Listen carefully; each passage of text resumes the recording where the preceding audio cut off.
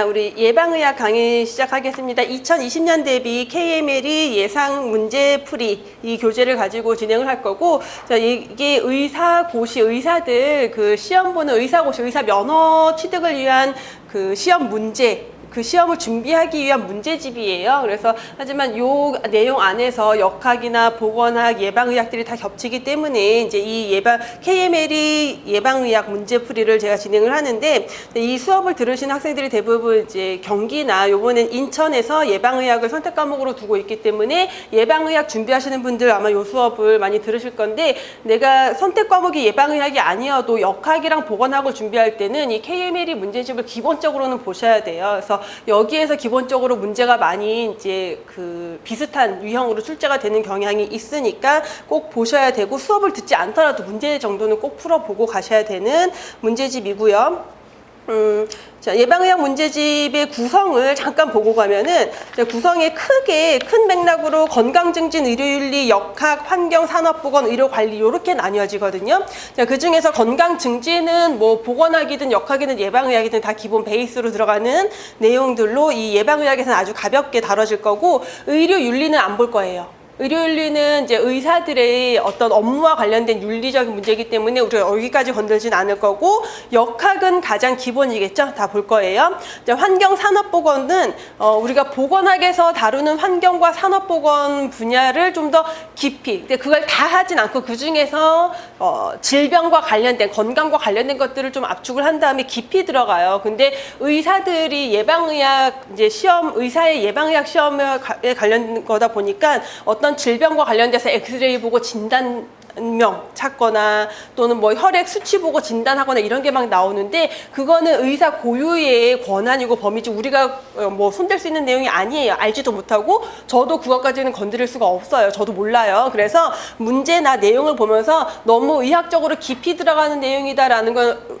싶은 것들은 제가 빼고 갈 거예요. 그래서 여러분들도 공부하실 때 그러한 부분까지 다 보려고 하실 필요는 없어요. 출제자도 그렇게는 출제를 안 할 거예요. 그 다음에 마지막에 의료관리가 있는데, 이 의료관리 굉장히 중요한 게, 여러분들이 그 시험 문제가 공중보건이 아니라 보건학이잖아요. 그러다 보니까 그 보건행정 파트 문제가 조금 더 많이 출제가 돼요. 공중보건에 비해서는 좀 더 깊이 있게 나올 수가 있고, 자, 그래서 제가 보건학 수업에 보건행정 파트 일부를 같이 포함을 시켜서 이제 보건학으로 커리큘럼을 구성을 하고 있는데, 그것과 관련된 문제가 이 의료 관리라고 생각하시면 돼요. 그래서 그렇게 구성이 되어 있고, 그럼 실제 만약에 이제 경기도라던가 인천의 의학 쪽 준비하시는 분들 같은 경우는 예방의학의 선택 과목이죠. 자, 예방의학 문제가 주로 어떻게 출제되냐면 역학에 대한 비중이 좀 낮아요.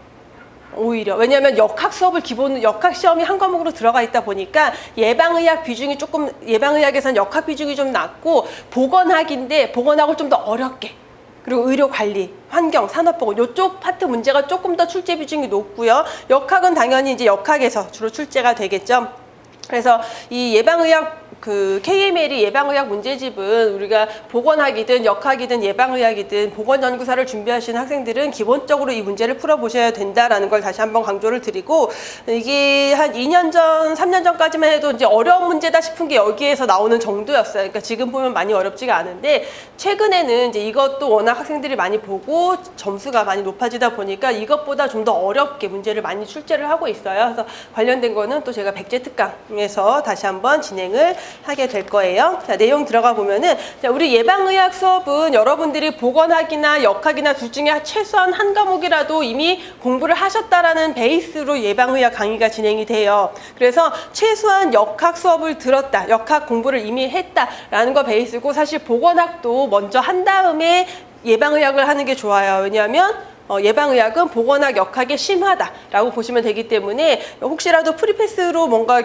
뭐 전체 그 강좌를 다 수강 신청을 했거나 뭔가 순차적으로 진행을 한다라면은 보건학 먼저 듣고 그 다음에 역학 듣고 그 다음에 예방의학 듣는 게 가장 효율적이고요. 보건학과 역학 동시에 진행해도 돼요. 근데 보건학이 끝나고 난 다음에 그 예방의학을 듣는 게 좀 더 공부하는 순서로는 좀 더 적절하다라고 이제 볼 수 있겠어요. 자, 건강증진부터 가볍게 들어가 볼게요. 자, 요약, 거의 요약이에요. 이 예방의학 교재에는 내용이 거의 그래서 아주 심플하게 요약 정리가 되어 있는데, 건강에 대한 정의에서 건강에 대한 개념, 우리가 건강에 대한 개념의 변천에서 앞서서 역학이나 보건학에서 했던 내용이 신체 개념이었다가 신체 개념에서 심신 개념으로 그리고 생활 개념으로 생활 수단의 개념으로 발전해 왔다라는 거는 알고 있었고 심신 개념이다, 신체 개념이다 다 어떤 상태였어요? 그냥 질병은 어떤 상태야라는 정적인 개념이었다라면은 생활 수단의 개념이다. 현대에 와서 건강에 대한 개념은 어떻게 보고 있다? 움직인다, 동적이다, 연속선 위에 있다라고 봤죠. 그러한 것들을 표현하는 내용들로. 그래서 A, B, C, D 4분면을 제시를 하고 있는데 자, A 범위가 완전한 건강 상태라고 했고요. B로 들어가면은 질병의 준비 단계다. 그래서 급성 질병 같은 경우, 감염병 같은 경우는 잠복기, 만성 질병 같은 경우는 질병의 증상이 없는 전구기간이다라고 봤고요. C로 넘어갔을 때는 완전한 질병 상태, D로 넘어가면 회복기. 그래서 어떤 한 상태에 머물러 있는 것이 아니라 진행이 되거나 다시 회복이 되는 이런 식으로 왔다 갔다 할 수 있다라고 설명을 드렸었고 그 중에서 어디가 건강한 상태고 어디가 질병 상태냐라고 우리가 구분을 할 때 보건에 대해서 좀 더 의식이 향상된 계층 같은 경우는 B에 있거나 C에 있거나 D에 있거나 모두 질병 상태라고 인식을 하고 건강관리를 하지만 보건 의식이 좀 취약한 계층에서는 어디에서 C에 내가 증상이 있을 때만 질병 상태다라고 인식하게 된다라고 했죠. 이것 말고도 우리가 건강에 대한 정의 중에서 WHO의 건강의 정의를 많이 거론을 하게 되는데 WHO 건강의 정의는 어떻게 했어요? 건강은 질병이 없거나 허약하지 않을 뿐만 아니라 어떤 부분에서도 육체적으로 정신적으로 그리고 사회적으로도 완전한 안녕 상태에 있는 게 건강이다라고 정의를 하면서 특히 현대에 와서 강조하고 있는 게 뭐다? 사회적 건강, 사회적 안녕, 생활 개념의 건강을 강조하고 있다라고 했죠. WHO 정의의 특징들을 좀 보면은 그래서 여러 가지 측면을 강조하고 있지만 그 중에서도 특히 사회적인 측면을 강조하고 있다. 자, 사회적 측면을 강조하고 있기 때문에 결국 보건 부문의 사업 범위를 좀 더 확대할 수 있다. 왜요? 꼭 신체적인 거, 정신적인 거에만 포커스를 두는 게 아니라 보건 사업 자체도 사회적인 부분에서의 건강을 관리할 수 있는 보건 사업으로 확대할 수가 있겠고 당위적인 측면으로 규정한 선언의 의미다. 그래서 어떤 2년적 목표 설정에 도움을 주는 정도다. 측정 가능한 지표를 제시하고 있진 않아요. 하지만 어떤 선언, 그 당위적인 측면에서의 선언으로서의 의미를 가지고 있기 때문에 이념적인 목표 설정에 도움을 준다라고 했고요. 실제 적용을 위해서 구체적이고 측정 가능한 구성된 개념으로 발전시켜야 한다. 무슨 말이에요? 그렇지 못하다라는 거죠. 구체적이고 측정 가능한 요소로 구성되지 않았다. 그러다 보니까 측정 가능한 지표를 제시해주지 못한다. 그래서 어떻게 내용이 모호하다. 실정적인 분석에는 활용도가 적다. 그러니까 좀 더 발전시킬 필요가 있다라고 설명하고 있는 거죠. 보편적인 인간의 가치가 모두 포함이 된다. 뭐예요? 보편적인 인간의 가치가 모두 포함이 된다. 인간의 신체적인 것, 정신적인 것, 그리고 사회적인 것까지 모두 포함을 시키고 있다라는 거죠. 그다음에 자 그래서 이 WHO 건강에 정의에 대한 비판 너무 비현실적이고 이상적이다. 신체적, 육체적, 정신적, 사회적으로 완전한 안녕 상태. 도대체 완전한 안녕이 뭔데? 이런 것들에 대해서 너무 비현실적이고 이상적이다. 그리고 어떤 상태. 자, 현대에 와서 건강은 움직이는 개념이다. 동적인 개념이다라고 했는데 정적인 상태로 보고 있다라는 것이 하나의 비판점이죠. 자, 요거 건강에 대한 정의 한번 그냥 복습 차원에서 보고 가면은 요 사람들만 들어왔네. 여기엔 지금 없지만 우리 가장 대표적으로 건강의 정의에서 사회적 건강을 강조했던 사람은 누구였죠? 사회적 건강. 건강이란 사회적인 어떤 역할, 기능을 충실히 수행할 수 있는 상태다라고 강조했던 학자는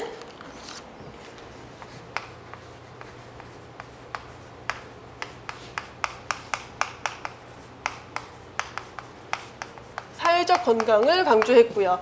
그 다음에 항상성. 항상성 하면은 베르나르.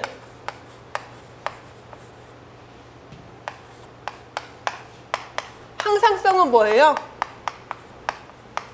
외부 환경이 변하더라도 나의 내부의 어떤 항상성이 유지되는 상태를 건강이다 라고 정의했던 사람. 아, 여기도 있구나. 베르나르는. 아이고. 뒤. 베르나르와 캐넌 항상성이 유지된. 아, 여기 다 있었네. 왜 내 눈에 안 봐요, 여러분? 왜 내 눈에 안 보였지? 이제 요약해놓은 건데 블랙스터는 포지티브한 정의와 네거티브한 정의로 구분을 했다. 포지티브한 정의는 뭐예요? 어떻게 정의하는 거예요? 건강을. 요즘 어때? 포지티브한 정의로 대답을 해요. 요즘 어때? 요즘 어때? 건강 상태가 어때요? 어때? 포지티브한 정의가 뭐야? 좋아요. 나 건강해. 나 운동도 열심히 하고 있고, 여행도 다니고 있고, 건강해. 난 모든 걸 하기에 적절한 건강 상태야. 그럼 네거티브한, 부정적인 정의는 뭐예요? 요즘 어때? 나 안 아파. 머리 안 아파. 뭐 소화불량 없어. 아프지 않아. 라고 얘기하는 게 네거티브한 정의다. 자, 베르나르와 캐너는 항상성이 유지된 상태가 건강한 상태다라고 했고요. 와일리 외부 환경에 그 유기체가 적응하는 것.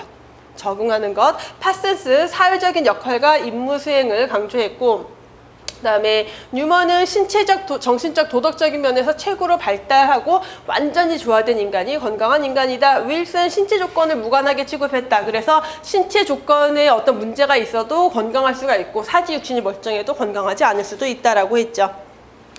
이 정도로 건강 정의를 보고, 자, 문제 보시면은 옳은 것 묻고 있는데, 자, A는 조기 검진을 말한다. 자, 조기 검진이 필요한 시기는 언제예요? 자, 질병이 진행됐지만 증상이 없는 B 단계겠고, B는 만성질환과 관계없다? 자, 만성질환 같은 경우는 B의 상태가 뭐다? 만성질환인 사람이 B의 단계라는 건 어떤 상태인 거예요? 증상이 없는 자각 증상이 없는 그런 초기 단계, 질병의 초기 단계라고 했죠. 관계가 있어요. 감염의 잠복 기간은 어느 시기에? B에 해당이 되겠고, 자, D는 예방과 무관하다. D는 어느 시기다? 회복기라고 했어요. 회복기는 질병 예방과 무관하다. 어때요? 그럼 어떤 관련이 있어요? 뭐라고 하면 이게 맞는 설명이 될까요? D 시기에는 어떤 예방을 한다? 3차 예방을 시행하면 되겠죠. 회복기니까 광의의 질병 단계, 넓은 의미에서 질병 단계는 B, C, D가 모두 포함이 된다라고 하면 맞겠죠. 정답은 5번이고요. WHO에서 제시한 건강의 정의 설명 맞지 않은 것, 그러니까 보건부문 사업 범위 확대하는 데 계략적인 지침이 된다라고 했고, 2년적 목표 설정에 도움을 준다. 측정 지표와 방법을 개발하는 데는 기여하지 못했다라고 했죠. 삶의 여러 가지 측면을 모두 포함하는 개념이고, 내용이 모호해서 건강에 관한 실증적 분석에는 활용도가 적다라고 했어요. 정답 3번이죠. 그 다음에 넘어가서 11페이지 보시면은 질병의 1차, 2차, 3차 예방에 대한 내용이죠. 질병의 1, 2, 3차 예방은 모든 시험에, 그러니까 예방의학이든 역학이든 보건학이든 빈출로 나와요. 그래서 한 시험에 막 2문제 정도가 나오기도 하고, 물론 의료기술직이나 보건직 같은 경우는 되게 심플하게 주로 문제가 출제가 되고, 여러분들 문제는 그렇게 심플하게 나오진 않겠죠. 좀 더 지문이 길어요. 사례를 주어주고 몇 차 예방인지를 연결시키는 그런 문제들 출제가 되고 있고요. 자, 먼저 이 질병의 예방, 1, 2, 3차 예방을 알기 위해서는 질병의 자연사 5단계를 먼저 우리가 숙지를 하고 있어야 된다. 그래서 비병원성기, 병인 숙주 환경이 완전한 상호작용을 하고 있어서 아무 문제가 없는 상태. 그러니까 이 시기에는 지금 나는 건강한데 더 건강하게 만들기 위한 건강 증진과 관련된 활동들이 들어가야 되겠고요. 초기 병원성기에는 병인이 나를 자극하고 있어요. 그러니까 그 병인과 관련된 질병을 예방하기 위한 특수 예방이 들어가야 된다. 병원성기로 넘어가서 불연성 질병기는 병인이 나를 자극했어요. 내 몸에 들어오긴 했지만 아직 증상이 없어요. 그래서 빨리 질병을 발견하고 빨리 치료하는 조기 검진, 조기 진단, 조기 치료가 필요하다.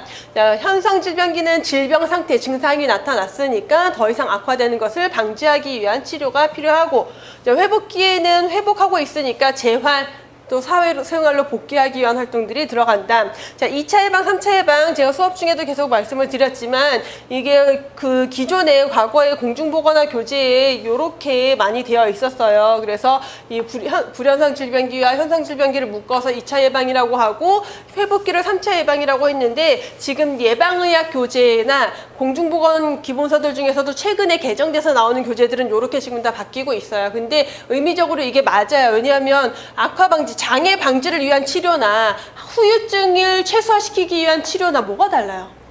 그러니까 질병이 있을 때 적극적으로 치료하는 것은 지금 상태에서의 악화도 방지하지만 그게 결국은 후유증이 남지 않게 하기 위한, 장애가 남지 않게 하기 위한, 장애를 최소화하기 위한 치료가 되는 거기 때문에 사실 여기를 2차와 3차로 구분한다는 거는 굉장히 모호해요.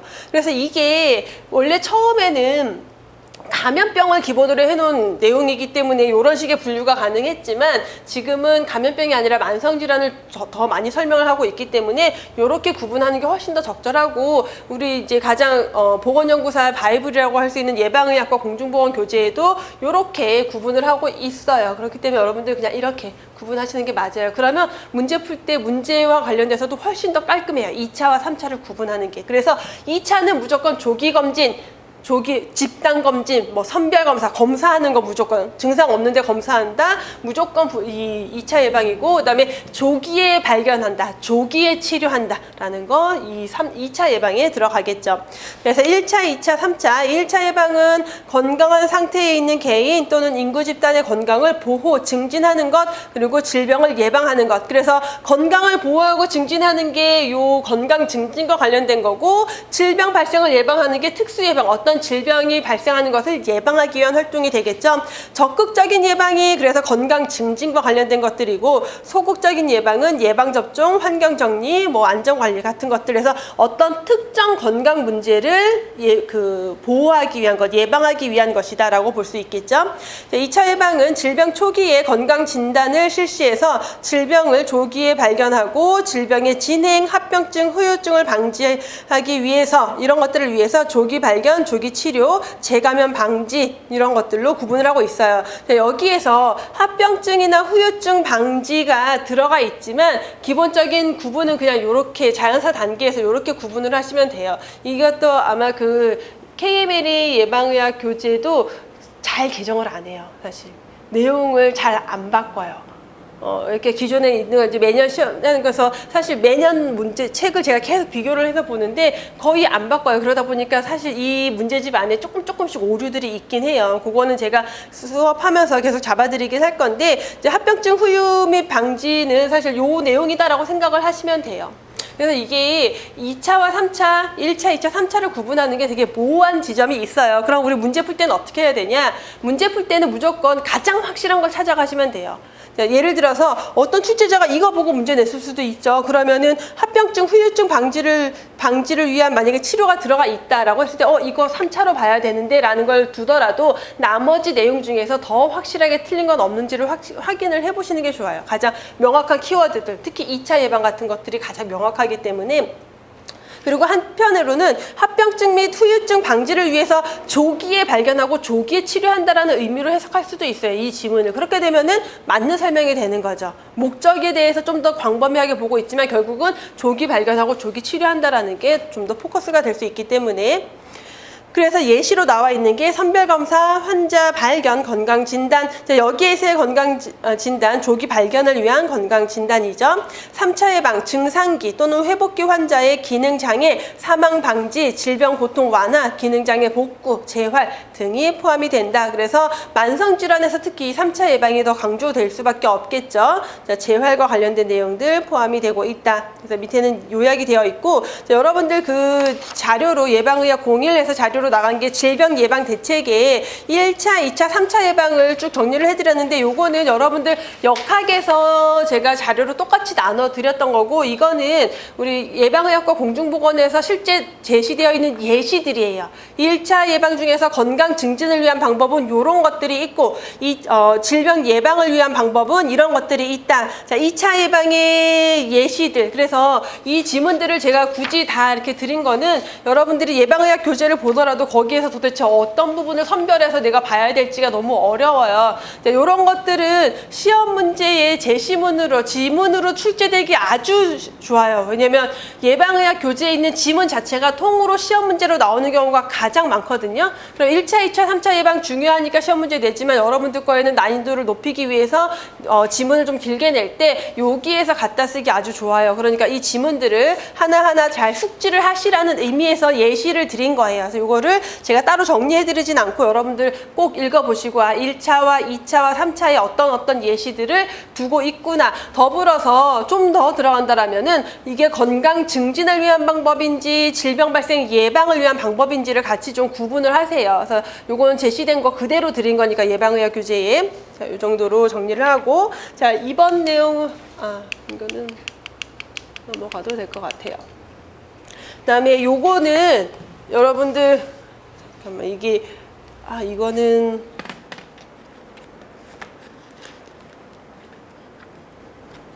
요건 제가 자료를 안 드렸는데 이건 공중보건 교재에 있는 거죠. 공중보건 교재 중에서 만성질환 파트, 질병관리에서도 만성질환 파트에 있고요. 그다음에 역학 교재에서도 만성질환 파트에 요게 그대로 들어가 있어요. 시험 문제 지문으로 아마 여러분들 시험 보면서도 이미 시험을 봐봤다라면 몇 번 보셨을 만한 내용인데 정말 지문으로 자주 갖다 써요. 그래서 너무 많이 갖다 써서 이제는 좀 덜 쓰지 않을까 싶어요. 이미 너무 많이 썼거든요. 그래서 이쪽으로 넘어갈 거라고 생각을 하고 이제 실제 예시예요. 마찬가지로 예방의학과 공중보건학 교재에서 제시되어 있는 이거는 어디 영양과 만성질환과 관련된 논문에서 발표된 제시되었던 그 1차 영양과 만성질환에서의 1차, 2차, 3차 예방에 대한 예시예요. 그래서 그대로 시험 문제로 너무 많이 쓰였어요. 이미. 자, 1차 예방에서 영양 강좌하고 저지방 식사 제공하고 뭔가 과일, 야채 공급량 증진 캠페인을 한다. 자, 2차 예방에서는 심혈관 질환 고위험군의 영양 상담 프로그램을 한다. 자, 이거 가지고 가장 많은 학생들이 질문을 하기 때문에 제가 매번 수업할 때마다 다시 설명을 드리는데 자, 이 지문을 2차라고 둔다라면은 자, 암 고위험군을 대상으로 금연 교육을 한다. 이게 실제 시험 문제 보기에 2차 예방이다라고 해서 틀렸다라고 나왔었어요. 틀린 지문으로. 뭐가 다를까요? 그래서 그게 질환이 뭐냐의 의미로 볼 수 있는데 심혈관 질환의 고위험군이라는 것은 심혈관 질환의 가장 위험 요인 중에 하나가 흡연도 있지만 고혈압, 그 다음에 고콜레스테롤 혈증, 뭐예요? 이미 다른 질병이 진행이 되고 있는 상태예요. 그래서 더 이게 악화되면은 심혈관 질환으로 넘어가는 거예요. 그러니까 이미 질병을 가지고 있는 상태이기 때문에 이 사람에 대해 이런 고위험군에 대한 2차 예방은 그 영양 상담 프로그램은 2차로 분류할 수가 있어요. 근데 암 고위험군, 누가 암 고위험군 뭐 진행됐을까요? 이미 질병이? 그냥 헬리코박터 파이로리균을 가지고만 있어요. 뭐 진행된 건 아니잖아요. 또는 뭐가 있을까? 뭐 내가 그 성면을 취급하는 작업장에서 일하고 있어요. 발암물질에 노출되니까 고위험군이다라고 볼 수 있지만 그렇다고 질병이 진행된 상태는 아니에요. 그런 사람에게 금연교육을 한다? 라면 1차 예방으로 볼 수가 있는 거죠. 그거는 그래서 어떻게 보냐에 따라 1차가 될 수도 있고 2차가 될 수도 있고 그래서 굉장히 모호해요. 그래서 되게 애매하기 때문에 이 1, 2, 3차 예방에 대한 문제가 나올 때는 무조건 그 중에서 제일 확실한 게 뭐냐면 주로 선별검사 2차다 이런 거 나오는 게 가장 확실해요. 그냥 아예 건강검진, 영양강좌나 이런 것들일 때가 가장 정확하니까 그런 걸로 통해서 먼저 답을 찾고 그래도 없으면 나머지에서 선택을 해야 되는 거고 그 다음에 여기에 이렇게 제가 지금 예방의학 교재에 있는 겁니다라고 드린 지문들 있죠. 이거 잘못된 거 아니에요로 의심하고 얘를 갖고 바꾸려고 하지 마세요. 여러분이 아무리 의심을 해도 출제자는 이거 베이스로 출제해요. 그래서 예방의학 교재에 명시가 되어 있는 것들은 그냥 그대로 보세요. 아, 이렇게 분류했구나. 이건 이 학자가 이렇게 분류한 거예요. 뭐라고 할 수 없어요. 이렇게 분류될 수 있으니까. 이렇게 보시면 되겠고 선별검사, 그다음에 임신 당뇨 병력이 있는 여성들의 당뇨병 교육 프로그램도 마찬가지로 이거 3차 아니에요 하시는 분들이 있는데 그거랑은 좀 다른 게 임신 당뇨 같은 경우는 임신 중에 당뇨가 일시적으로 와요. 근데 보통 출산하고 나면 없어져요. 그러면 없는 상태죠. 근데 재발이 쉬워요. 나중에 당뇨 환자로 갈 위험이 높아요. 그래서 고위험군, 여기 심혈관 질환 고위험군처럼 이 사람은 약간 당뇨의 무언가가 진행됐다가 회복이 되면서 가지고 있다. 고위험 상태를 가지고 있다. 질병 상태를 조금 가지고 있다라고 보는 개념으로 보시면 돼요. 그래서 2차 예방이다라고 보시고 신장병 환자의 영양의학적인 치료, 신장질환 환자를 약물 치료, 뭐 투약 다 하고 영양학적으로 치료한다라는 건 재활의 개념으로 볼 수가 있겠고 심장 재활, 그 다음에 당뇨 환자인데 자가관리 심층교육 뭐예요? 집에 가서 혼자 관리할 수 있게 해준다. 병원에서 치료 마치고 퇴원해서 집에서 관리할 수 있는 방법을 교육시키는 거, 사회로 복귀하는 거죠. 그래서 모두 3차 예방이다. 그래서 요거는 그대로 시험 문제고, 앞으로는 여기에서 그 유인물로 나간 거 있죠? 거기에서 문제가 지문이 출제될 가능성이 높으니까 중요하게 보시고요. 자, 포괄적 보건의료. 자, 포괄적 보건의료의 개념. 포괄적 보건의료란 뭐다? 포괄적 보건의료가 뭐였죠? 그 과거에 의료라고 하면은 그냥 질병에 대한 치료적인 개념만 보고 있었는데, 포괄적 보건의료가 좀 더 포괄적이라는 것은 단순히 질병 치료에 국한되는 것이 아니라 건강 증진, 질병 예방, 재활 이러한 것들을 다 포함하고 있는 개념이다라고 보시면 돼요. 그래서 예방에서 재활까지 모든 것들을 포함한 상태를 포괄적 보건의료다라고 그 핵심을 보시면 되겠고요. 자, 뒤로 넘어가서 문제들을 보시면은 전화상담센터에서 혹시 그 2019년, 그러니까 2019 문제집 가지고 계신 분 계세요? 지금? 다 2020이에요. 혹시 그 수업 들으시는 분들의 중에서 2019 문제집을 가지고 보고 있다면 사실 내용 바뀐 거 거의 없거든요. 근데 그 가끔 많이도 모든 챕터도 아니고 중간중간에 한 문제 정도 문제가 추가된 거 정도가 있고요. 그 다음에 문제의 순서만 바꿔요.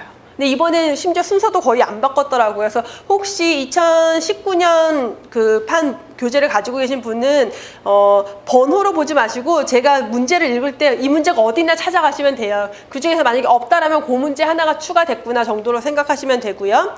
자, 1번 문제부터 보시면 전화상담센터에서 업무 스트레스로 주요 우울 장애가 생긴 직원이 퇴직하고 퇴직 또는 휴직하는 사례가 13개월간 증가했대요. 전체 직원을 대상으로 보건관리자가 취할 수 있는 중요한 우울 장애의 2차 예방. 앞에 주저리 말이 많지만 결국 뭐예요? 우울증과 관련된 2차 예방 활동 뭐가 있냐라는 거죠. 보건연구사 시험 문제의 특징이 이런 식이에요. 전혀 관련 없는 지문이 되게 길어요. 되게 길고 마지막에 딱 문제 핵심이 나와요. 앞에 사실 하나도 필요 없는데. 그래서 실제 이렇게 긴 지문들을 빨리 읽고 핵심 찾아서 문제를 빠르게 푸는 그 기술이 필요하고요. 자, 우울장애의 정기적인 선별검사. 선별검사니까 당연히 2차 예방이다. 자, 탄력 근무 시간제 시행, 근무 시간 스케줄을 바꿔서 예방하고자 한다. 1차 예방에 가깝겠죠. 업무 스트레스를 평가해서 고위험군을 선별한다. 어때요, 이거는? 업무 스트레스를 평가해서 누가 우울증으로 진행이 될 가능성이 있는지를 선별한대요. 얘도 약간 2차 같이 느껴지죠. 근데 어떻게 보면 또 1차로 볼 수도 있는 거예요. 그래서 요 내용 같은 경우는 그 질병 예방을 위한 방법이다. 1차 예방 중에서도 질병 예방을 위한 방법 정도로 분류를 해서 볼 수가 있고요. 제가 늘 강조하지만 더 확실한 거로 무조건 항상 그 답을 고를 때는 가장 확실한 거 선별보다는 선별 검사, 이건 진단을 위한 검사잖아요. 여기 고위험군 선별을 한다는 것은 지금 건강한 사람들인 아직 문제는 없지만 이 사람들 중에서 누가 문제 상태로 진행이 가능한지를 선별해낸다는 거예요. 진단이 아니라. 그러니까 이거는 조기 진단을 위한 건 아닌 거죠. 그래서 얘는 여기서는 1차로 보는 게 더 적절하겠고요. 직무 복귀 후에 직무 적합성을 평가한다. 휴직했다가 다시 돌아왔을 때 적합성을 평가한다. 사회적인 재활이죠. 3차 예방이 되겠고, 업무 의사결정에 근로자 참여한다. 업무와 관련돼서 의사결정할 때 근로자를 참여시키는 것 1차 예방으로 적절하겠죠. 정답은 1번. 자, 만성질환 관리에서 2차 예방에 해당하는 것 묻고 있어요. 뇌졸중 환자의 재활치료? 재활이니까 3차. 직장에서 점심식단 저지방식 제공? 1차 예방이죠. 당뇨, 콩팥병, 당뇨병도 있고 신장질환도 있는 환자 대상으로 영양교육을 한다. 신장병 환자 영양교육 3차였죠. 당뇨병 가족력이 있는 50세 남자의 혈당 검사. 자, 가족력 50세 다 필요 없고 어쨌든 혈당 검사니까 2차 예방. 심근경색증으로 입원 중인 환자에게 금연교육을 한다. 이건 뭘까요? 이미 진단받고 치료하고 있어요. 근데 금연교육 왜 할까요? 더 악화되는 것, 이후에 후유증 남는 것 방지하기 위한 거니까 3차 예방으로 볼 수 있겠죠? 정답 4번. 자, 3번 문제, 만성질환 관리에서 3차 예방을 통해서 줄일 수 있는 것 묻고 있는데, 자, 3차 예방은 뭘 하는 거다? 주로 재활과 관련된 내용이에요. 그럼 발생률 전혀 관계가 없겠죠. 이미 질병 걸렸다가 회복된 사람이니까. 자, 발생률을 줄일 수 있는 예방은 뭘까요? 1차, 2차, 3차 중에서 질병의 발생률을 줄일 수 있는 거? 1차 예방밖에 없겠죠. 질병에 걸리지 않게 하기 위한 거니까. 유병률은 뭐 어떤 예방으로 줄일 수 있을까요? 유병률. 자, 유병률이 증가하기 위해, 유병률은 뭐와 관계가 있다? 유병률, P는 I 곱하기 D와 유사하다. 그래서 I가 뭐예요?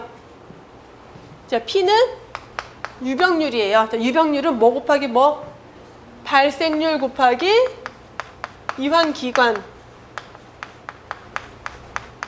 그럼 뭐예요? 발생률이 높아지면은 유병률도 높아진다. 발생률을 낮추면 유병률의 증가를 좀 줄일 수는 있겠죠. 이완기간이 고정되어 있다라고 한다라면은, 얘가 고정되어 있는 상태에서 발생률이 줄어들면은 당연히 얘도 줄어들 수 있겠죠. 그러면 마찬가지로 1차 예방을 통해서는 발생률과 유병률을 다 완화시킬 수가 있겠고요. 조기 치료를 하면은, 자, 조기 치료율, 환자들이 나중에 악화된 다음에 치료하지 않고 빨리빨리 치료받을 수 있게 하는 비율을 높인다. 뭐가 가능할까요? 어떤 예방을 통해서? 조기 치료. 나 위암인데 증상이 없었어요. 모르고 있었는데 발견이 돼서 조기에 치료해서 간단하게 그 위암 부분만 똑 떼어내고 끝났어. 그럼 어떤 예방으로 가능했던 거예요, 이게? 2차 예방을 통해서 조기에 검진해서 조기에 발견했으니까 조기 치료를 할 수 있었겠죠. 2차 예방이겠고, 장애 발생률을 줄인다. 3차 예방으로 적당하겠고, 건강검진 미수검률. 미수검률을 줄인다라는 것은 건강검진을 많이 받게 한다라는 거죠. 2차 예방을 통해서 건강검진 수검률을 높일 수가 있겠고요. 정답은 4번이죠. 자, 포괄적 보건의료 서비스에 대한 개념으로 가장 옳은 것, 1차 의료기관을 의미한다? 전혀 아니고요. 종합병원과 같은 전문 분야의 진료를 의미한다? 이런 모든 것들을 포괄해야 된다. 그래서 예방, 치료, 재활 등을 포괄하는, 다 포함하는 개념이다. 자, 이 포괄적 보건의료는 이러한 치료, 질병과 건강과 관련된 넓은 스펙트럼을 포함하는 거지, 의료 조직 체계의 효율성을 의미하는 것도 아니고요. 의사와 간호사의 협조를 강조하는 것도 아니에요. 정답은 3번이죠. 5번에 포괄적 보건의료, 포괄적 의료 관리에 대한 의료관에 대한 설명. 자, 의료 전달 체계를 효율적으로 수립한다. 의료 전달 체계라는 거는 1차 의료, 2차 의료, 3차 의료. 그래서 간단한 외래를 통해서 감기라던가 소화, 간단한 장염이라던가 이런 거 치료하는 것은 1차 의료로, 어느 정도의 입원이나 수술이 필요하면은 2차 예방으로, 2차 의료 기관으로, 전문적인 치료 의료 서비스가 필요하면은 3차 의료로 넘어가는 거죠. 그게 의료 전달 체계인 거고, 예방의학과 치료의학 을 통합한 종합적인 의료다. 이건 어때요? 이건 어때요? 우리는 건강 증진, 예방, 재활, 치료라고 그랬는데 예방의학과 치료의학이래요. 아닌 것 같아요. 자, 그럼 넘어가서 의료 서비스 제공의 형평성도 포괄적 보건의료라는 크게 포괄적 보건의료의 정의로는 관계가 없겠고요. 의사와 비의사의 인력을 합동하여 시행하는 의료다. 이건 어때요? 이게 맞는 것 같아요. 포괄적 의료를 위해서는 이런 것들이 필요는 하지만 이렇게 의사와 비의사 인력이 협동하는 걸 포괄적 의료라고 하진 않죠. 총괄하진 않죠. 우선 여러분들이 포괄적 의료에 대한 정의 개념이라고 하면은 건강 증진, 질병 예방, 진단, 치료, 재활이란 개념을 포괄하고 있다라는 거예요. 의료 안에. 그래서 그 내용으로 볼 수가 없고, 모든 전문 각과를 포함한 종합병원에서 시행되는 의료도 아니죠. 자, 예방의학과 치료의학이라는 건, 예방의학은 목적이 뭘까요? 얘도 질병을 예방하는 게 목적이에요. 예방의학이잖아요. 우리가 공부하고 있는 과목이 뭐예요? 예방의학이잖아요. 여기에서 건강증진, 질병 예방, 어때요? 다 다 다뤄지죠. 그러니까 예방의학이란 그동안의 기본적인 의학은, 기본적인 치료의학은 치료, 재활 여기까지만 포커싱을 두고 있었다라면은 예방의학은 거기에 건강 증진이나 질병 예방을 다루는 학문을 예방의학이라고 보시면 돼요. 그래서 예방의학과 치료의학을 통합했다라는 게 질병의 건강 증진, 질병 예방, 그리고 뭐 치료, 재활을 포괄하는 개념이다라고 접근하고 있는 문제예요, 이 내용은. 그러니까 예방의학이라는 게 어떤 학문인지에 대한 개념을 보셔야 되고, 예방의학과 공중보건은 그래서 굉장히 유사한 학문이다라고 설명을 드렸죠. 다만 그 대상을 누구로 하느냐가 차이가 나는 거예요. 학문의 목적은 같은데 대상이 달라요. 어떻게? 예방의학은 개인과 가족을 대상으로 하는 거고, 공중보건은 지역사회 인구 전체를 대상으로 하는 거. 그게 차이인 거지 실제 그 안에서 다루고 있는 내용은 같아요. 그러니까 우리가 과목이, 제가 보건학이나 예방의학이나 똑같은 과목인데, 보건학은 그냥 얕고 넓게, 예방의학은 거기서 좀 더 좁고 깊게 들어간다라고 강조를 드리는 거죠. 그래서 정답이 1번이고요. 다음 6번 문제. 2차 예방에 대한 설명 옳은 것. 조직 변화로서는 병리 단계 중에서 초기 단계에 해당한다. 어때요? 조직이 변화되는 병리적 변화가 있긴 한데 초기 단계래요. 불연성 질병기 2차 예방이 해당이 되겠고요. 질병 단계로 감수성 단계다. 이건 어때요? 자, 질병 단계, 2차적 예방은 이제 질병 단계, 병원성기로 들어가는 건 맞는데, 감수성 단계라는 건 뭐예요? 감수성이 뭐죠? 어떤 질병에 대해서 감수성이 있다라는 건 그 질병에 걸릴 수 있다라는 거예요. 그럼 감수성 단계는 어느 단계일까요? 비병원성기, 초기 병원성기 정도 될 수가 있겠죠. 내가 질병에 초기 병원성, 그쵸. 그래서 병인의 자극이 있을 때 질병에 걸릴 수 있는 상태. 그러니까 1차 예방과 관련된 게 감수성 단계예요. 이건 앞뒤를 좀 잘라서 보셔야 되고요. 그래서 질병 단계는, 2차 예방은 질병 단계는 맞지만 감수성 단계는 1차 예방에 해당하는 단계다. 증상 발현 과정으로 불현성 단계가 여기에 해당한다. 어때요? 불현성 단계가 여기에 해당이 되겠고, 건강 증진과 특수 대책이 필요하다. 여기 필요한 시기가 1차 예방에 해당이 되겠죠. 그래서 2차 예방에 대한 설명으로는 가와 다가 맞겠죠. 정답은 2번. 자, 의료 윤리에 대한 내용은 제가 넘어간다라고 했고요. 그리고 넘어서 31페이지 부터 좀 더 볼게요. 31페이지부터가 이제 역학으로 들어가는 거죠. 그래서 역학에 대한 개념들 간단하게 또 살펴보고, 역학에 대한 정의와 개념이죠. 그래서 역학은 누굴 대상으로 한다? 역학의 대상은 인구 집단이다라고 했어요. 항상 인구 집단. 그래서 인구 집단의 질병 상해의 분포 결정 요인 탐구하는 학문이다라고 간단하게 정의를 하고 있고, 좀 더 구체적으로 보면은 대상이 인구 집단이다. 그래서 주로 역학과 관련된 정의에서 오답으로 헷갈리게 많이 나오는 게, 인간의 질병 빈도 및 분포 결정 요인을 연구하는 학문이다. 인간의 질병 발생을 규명하는, 질병 원인을 규명하는 학문이다. 인간애가 아니라 인구 집단이에요. 대상이 인구 집단이기 때문에. 자, 질병의 빈도를 측정한다. 그래서 얼마나 자주 그 질병이 발생하고 있는지, 발생 규모, 보통 발생률, 유병률 이런 것들로 판단할 수가 있겠고, 질병의 분포, 시간적으로 어느 시기에 주로 발생이 되고, 어느 지역에 주로 발생이 되고, 어떤 연령층에서 어떤 사회적 계층의 사람들에게 발생하고 있는지. 그래서 여기에서 우리가 하는 게 뭐예요? 결국 기술 역학을 하게 되는 거죠. 그다음에 결정 요인을 탐구한다. 자, 이런 것들, 빈도, 분포 이런 것들을 확인해서 결국 인구 집단에서 질병을 유발하는 원인이 무엇인지, 결정 요인이 무엇인지를 파악해서 가설을 수립하고 이제 가설을 검증하게 되죠.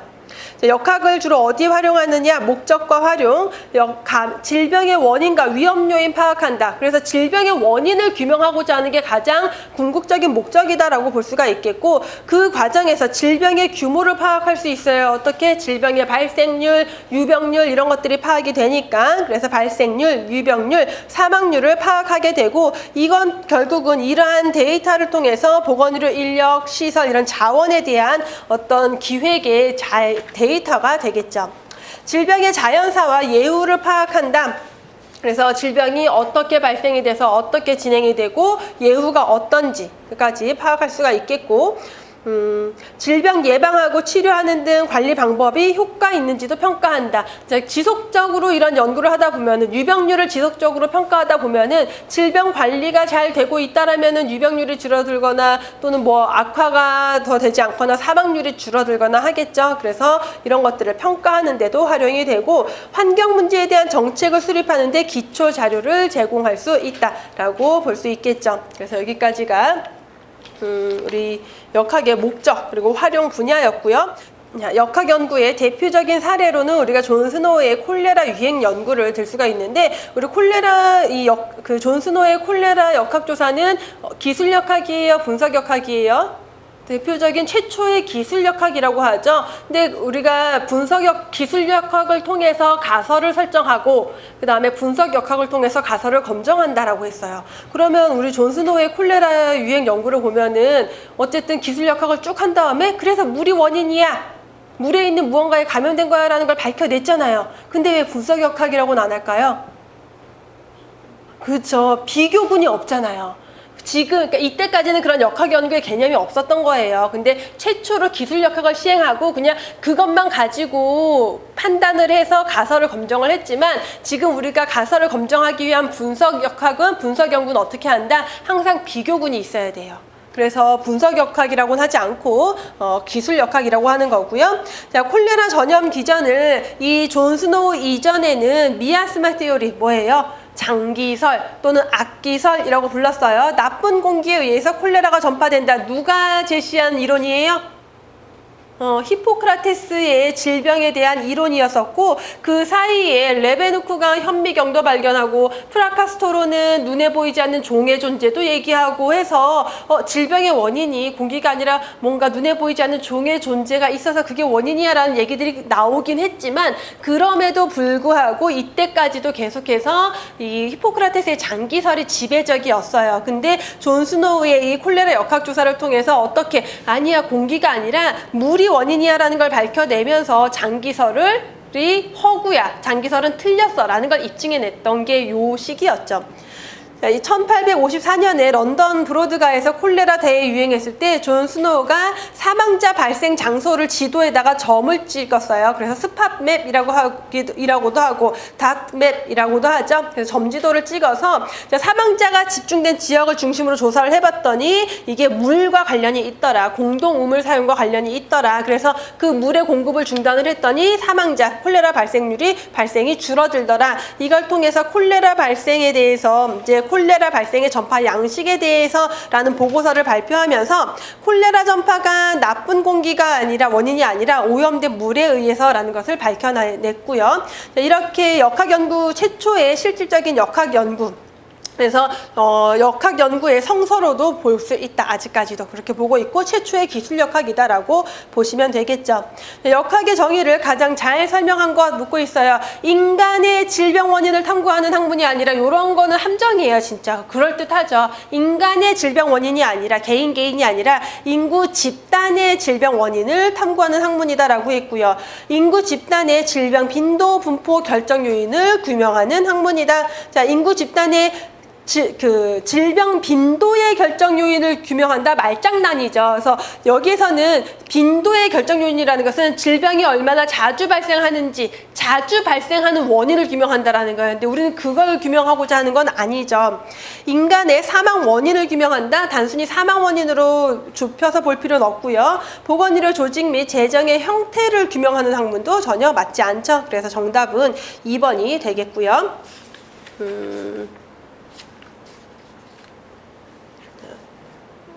자, 여기까지 하고요. 잠깐 쉬었다가 33페이지 질병 발생의 역학적 개념 이어서 볼게요.